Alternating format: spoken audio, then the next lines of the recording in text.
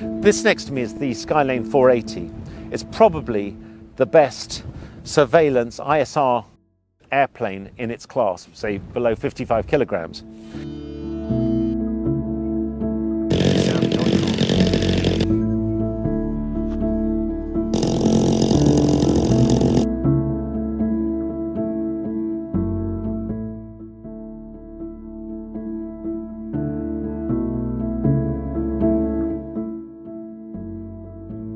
At, say, something like 13,000 feet. So it's completely inaudible to the people it's tracking, and yet its camera is producing pin-sharp pictures of what's going on below.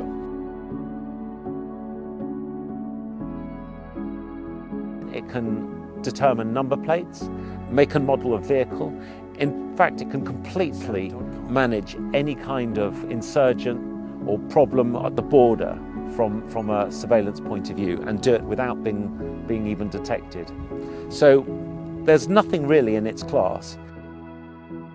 It's generating a lot of excitement for governments that have to police long and difficult borders that really have very little fence or any formal kind of structure to keep people out. Governments can know that their borders are safe, and for that there's no plane or aircraft that can really come close to its performance.